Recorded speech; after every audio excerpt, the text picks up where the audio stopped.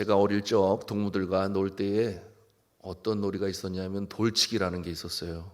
돌을 세워놓고 돌을 이렇게 탁 던져가지고 맞춰서 쓰러뜨리는 건데, 그러다 보면 이제 돌을 구하지 않아요? 그런데 이 돌을 구하려고 이 돌을 들다가 깜짝깜짝 놀래곤 했는데, 이 돌 밑에 그 어둡고 습한 곳에 지렁이들이 있어가지고 그걸 탁 드는 순간 햇볕이 비치게 되니 지렁이들이 견딜 수가 없어서 몸부림을 치면서 그냥 땅 속으로 다시 들어가려고, 어둠 속으로 들어가려고 하는 그 모습을 보면서 징그럽기도 하고 놀랍기도 하고 어린 마음에 관찰도 하고 그랬었는데요. 여러분이 이 햇빛을 싫어하는 지렁이의 모습을 통해 우리는 하나의 비유로 영적인 교훈을 얻을 수가 있으니, 그것이 무엇인가 하면 너무 어둠 속에 오래 있으면 햇빛이 두려워요. 햇빛 앞에 설 수가 없어요. 그저 그 어둠이 더 익숙하고 자연스러운 것이죠. 여러분, 우리가 이 땅에 살아가는 동안에 빛의 자녀로 살아가야 되는데, 그러나 세상은 그러지 못하니 우리가 그와 같은 곳에 갇혀 있거나 또는 닫혀 있거나 얽매여 있으면 아니 된다 하는 것을 그와 같은 모습을 통해 우리가 생각해 볼 수 있습니다. 여러분, 이 죄에 익숙해진 인생처럼 불행한 인생은 없어요. 그러나 한편 예수 그리스도의 십자가의 보혈, 그 공로로 말미암아 예수 앞에 회개하고 나오는 자는 그 심령을 깨끗게 하니, 여러분, 햇볕을 바라보는 5월의 해바라기처럼 오히려 빛 가운데 서는 것이 더 편하고 그리고 익숙하고, 그러니 그 마음에 평강이 있지요. 밝습니다. 거리낌이 없어요. 이와 같은 모습으로 살아가는 것이 빛 대신 하나님의 자녀로 살아가는 모습임을 우리가 알고 또 그 빛 가운데 서시기를 주님의 이름으로 축복합니다. 자, 사도 요한은 구원자이신 예수 그리스도를 소개하면서 비유로 소개를 해요. 이해하기 쉽도록 듣는 이가. 여러분, 이와 같은 모습은 누구에게 배웠겠어요? 예수님에게 배운 것이죠. 예수님과 함께 살아가는 동안에 예수님은 여러 비유로 말씀하셨으니, 당신을 소개할 때 나는 참 포도나무요 아버지는 농부라. 그런가 하면 나는 양의 우리 문을 지키는 목자라. 때로는 생명수다. 이렇게 다양한 비유의 말씀으로 자신을 소개했어요. 마찬가지로 이 사도 요한도 예수님을 소개함에 있어서 비유로 저들에게 전하게 되니 먼저 뭐라고 말씀했어요? 로고스다. 그렇게 예수님을 소개했습니다. 로고스는 여러분 아시는 대로 말씀이요 지혜다.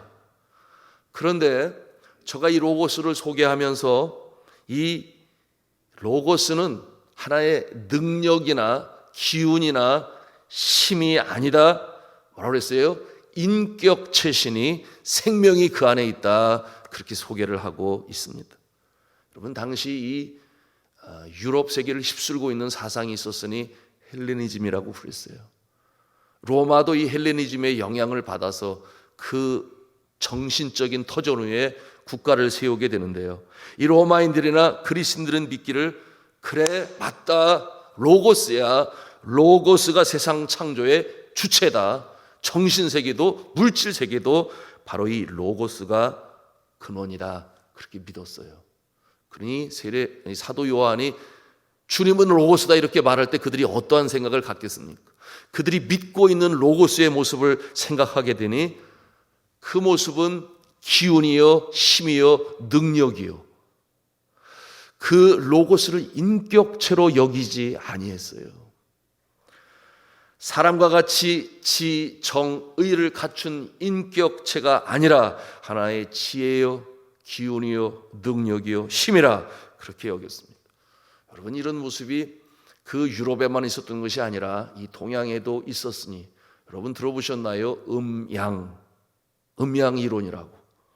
여러분, 차가운 기운과 뜨거운 기운이 서로 꼬리에 꼬리를 물고 균형을 이루고 조화를 이루면 생명체가 나온다. 그것이 음양 이론이에요.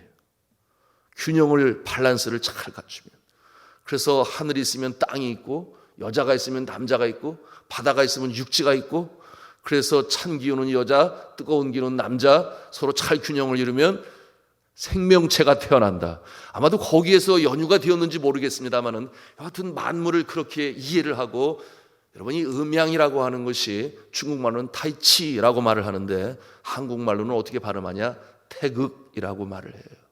바로 우리나라 국가 깃발의 국기의 가운데 있는 것이 바로 이 태극, 음양의 모습을 그렇게 가운데 두었는데, 이것이 왜 그러냐 하면 모든 만물의 근원의 본체다 그렇게 믿고 있었으니 놀랍잖아요. 이 헬레니즘의 로고스 사상과 이 동양의 음양 이론이 서로 비슷한 면이 있는데, 왜 그런가 하면 인격체로 보지 않는다. 하나의 기운이요 힘이요 능력이다, 이렇게만 생각을 하는 것입니다. 그러나 성도 여러분, 우리가 믿고 있는 이 하나님, 성삼위일체 하나님은 생명이 있으니 인격체인 줄로 믿으시기를 바랍니다. 그래서 하나님도 성정을 가지고 계신, 다시 말하면 감정이 있으신, 그래서 우리의 작은 신음에도 귀를 기울이시는 긍휼이 있으신 하나님이시요, 또한 예수님은 우리를 사랑하시되 죄악 가운데 있는 모습을 불쌍히 여기셔서 십자가에 달리셔서 물과 피를 다 쏟으시기까지 우리를 긍휼히 여기심이 있으신 인격체시요, 성령님은 그러지 않나요? 우리가 빌 바를 알지 못하여 무엇을 주님 앞에 기도해야 될지 방황할 때에 우리 곁에서 탄식하며 우리의 기도를 도우시는 분이 계시다 그랬으니 바로 성령 하나님이시니, 우리가 믿고 있는 이 하나님은, 우리가 따르는 예수님은 단순히 로고스가 아니요, 음양이 아니요, 그저 지혜와 힘과 능력과 기운이 아니라 인격체이신 하나님이시여 예수님이시여 성령이신 줄로 믿으시기를 바랍니다. 그것은 굉장히 중요해요. 그러니 이 사도 요한이 그렇게 연결하고 있는 거예요. 무엇을? 로고스이신데 생명이 있었으니라는 말을 거기다 넣는 거예요. 생명이 있는 인격체로서의 로고스다. 여러분, 이 사도 요한은 예수님과 교제하지 않았나요? 여러분, 어제 우리가 함께 나눴습니다. 1장 1절에서 뭐라고 그랬어요? 내가 내 귀로 들은 바요, 내 눈으로 직접 본 바요, 그리고 내 손으로 직접 만져보았으니. 누구를요? 예수님을.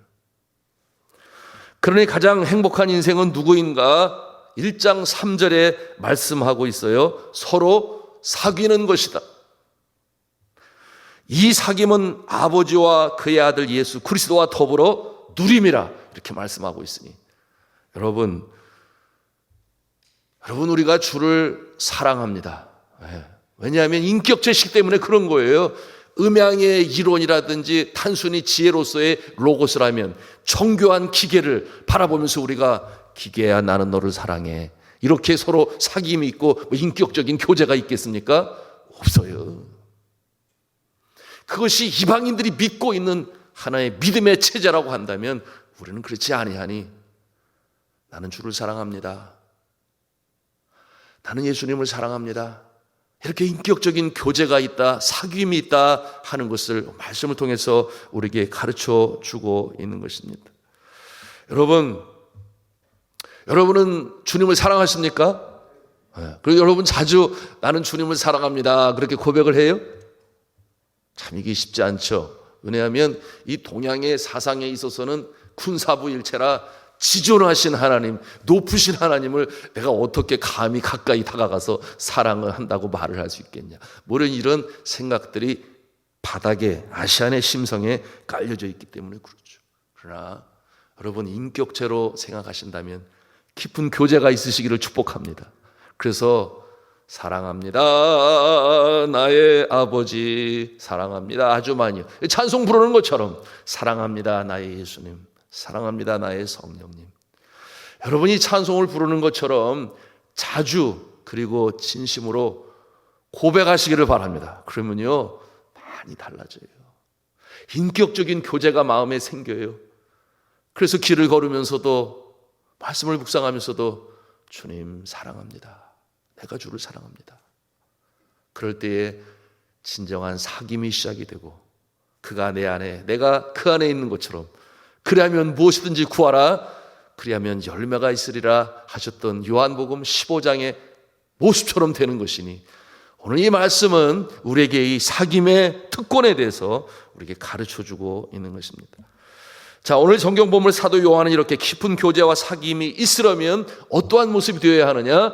빛 가운데 서라 우리에게 가르쳐주세요. 여러분 7절 말씀을 같이 읽도록 하겠습니다. 시작.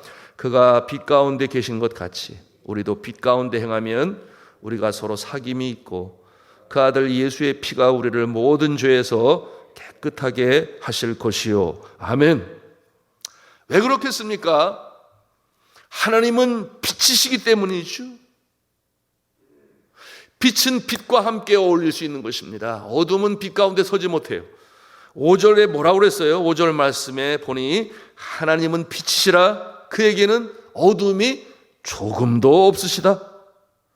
그러면 왜 하나님을 빛이라고 표현을 했을까요? 단순히 생각하면 어둠이 아니시기 때문에 뭐 초등학생도 답을 이렇게 할 수 있어요. 그러면 어둠은 또 무엇일까요? 이 모든 내용들이 상징적으로 보여주기 때문에 우리가 해석이 필요한데요. 오늘 성경 본문에서 이 빛의 반대인 어둠을 찾는다면 우리는 어둠의 반대인 빛이 무엇인지도 알 수 있을 것인데요. 6절에서 우리가 발견합니다. 우리 6절 말씀을 같이 읽겠습니다. 시작. 만일 우리가 하나님과 사귐이 있다 하고 어둠에 행하면 거짓말을 하고 진리를 행하지 아니함이거니와. 자, 이 말씀에 근거하면 어두움은 어떠한 모습으로 나타납니까? 거짓말 그리고 진리를 행하지 않는 것이다. 우리가 이렇게 볼 수 있으니 이 모습을 한마디로 말하면 뭐가 되겠어요? 죄다. 그렇게 우리가 성격 지울 수 있어요. 거짓말, 어두움, 진리가 아닌. 그러므로 동시에 빛은 무엇이겠습니까? 죄의 반대를 말하는 것 아니겠어요? 죄의 반대 무엇이겠습니까? 의, 옳음, 착함, 공의 뭐 이와 같은 것들이 이 어둠의 반대 되는 거짓의 반대가 되겠죠. 그러니 이 빛은 무엇이냐? 참이다 또는 진리다. 그렇게 우리가 성격 지을 수 있겠습니다. 바로 이 빛이 그러니 하나님의 성품인 것이에요. 그리고 예수 그리스도로 말미암아 그 마음에 예수님을 구세주로 영접한 자들은 빛의 자녀로 살아가게 되니 그와 같은 성품을 갖는다. Image of God 이라고 그랬어요. 하나님의 성품이 다시금 회복이 되어진다. 언제? 예수 그리스도를 구세주로 믿고 마음에 주님으로 영접하면 성령이 내주하시니 성령께서 우리의 하나님의 성품을 다시금 회복시키신다. 그러므로 빛의 교제가 시작이 되는 것입니다. 그러니 이와 같은 모습 하나님과의 교제가 있게 되니 얼마나 복이 있는 인생인지 몰라요. 그 안에 기쁨이 있어요. 세상이 주지 못하는 알지도 못하는 평강이 있으므로 사귐과 교제가 있다. 자, 일이 어떻게 가능하다고 했어요? 우리 9절 말씀을 같이 또 읽도록 하겠습니다. 시작. 만일 우리가 우리 죄를 자백하면 그는 미쁘시고 의로우사 우리 죄를 사하시며 우리를 모든 불의에서 깨끗하게 하실 것이요. 아멘. 자, 내가 죄인임을 고백하고 날 위하여 십자가에 달려 돌아가심으로 죄물 대신 예수 그리스도가 나의 죄를 다 도말하셨다라고 하는 것을 믿음으로 받아들이고, 그리고 내가 십자가 앞에 내 모습을 보니 나는 정말 죄인이야.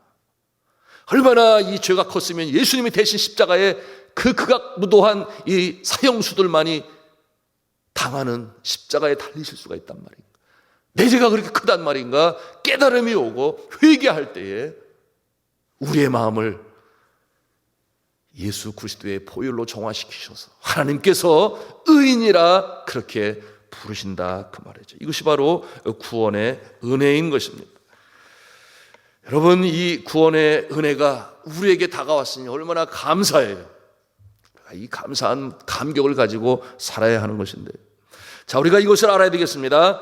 아담으로부터 전가되어진 이 원죄를 해결하고 구원을 받는 일은 단회적인 사건, 일회적인 사건으로 끝날 수 있어요.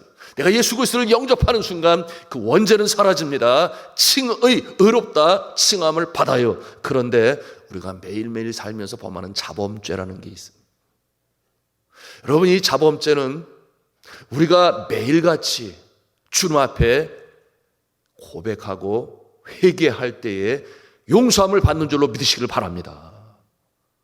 우리가 예수 그리스도의 십자가의 보혈이 아니면 우리의 자범죄를 아무리 회개해도 소용이 없어요. 그런데 예수님의 십자가의 보혈의 공로로 말미암아 이 새벽에도 주님 전에 나와서 새 옷을 입는 것입니다. 어제 내가 행했던 것 또한 잘못이 있다면 더러운 옷을 벗어버리고 다시금 새 옷을 입고 빛 가운데 행하는 빛의 자녀의 모습으로 이 하루를 시작하는 시간이 바로 이 새벽 기도 시간이다. 얼마나 귀한 시간이에요. 예수님을 만나면 인생이 바뀌죠. 이 더 이상 어둠 속에 있는 것이 아니라 빛 가운데 거하는 것이니, 지렁이의 얘기를 제가 비유로 말씀을 드렸습니다마는 빛 가운데 살게 되니 여러분, 그 모습으로 인하여 주님과의 깊은 교제가 있고 사귐이 있으니 그 마음에 평강이 임하고 형통함의 역사가 나타나고 주님 기뻐하시는 모습으로 살게 되니 얼마나 감사해요. 여러분, 이와 같은 모습은 기독교 역사 속에 수도 없이 너무나 많이 나타나는데, 우리가 익히 잘 알고 있는 인물 중에 한 분인 이재철 목사님이라고 여러분 아세요? 처음에 주님의 교회를 개척하시고, 그리고 나는 10년만 목회하겠다 해서 약속 지켜서 로마 한인교회 가서 계시다가 나중에는 이제 기독교 100주년 기념교회에 담임 목사로 부임하셔서 이제는 은퇴하셔서 저기 멀리 시골에 가 계셔요. 그래서 그곳에서 이제 은퇴 후의 삶을 저수를 하면서 또 가끔 방송에 나와서 그의 영성으로 나누신다. 이분이 젊었을 때는 그런 빛 가운데의 모습이 아니었어요.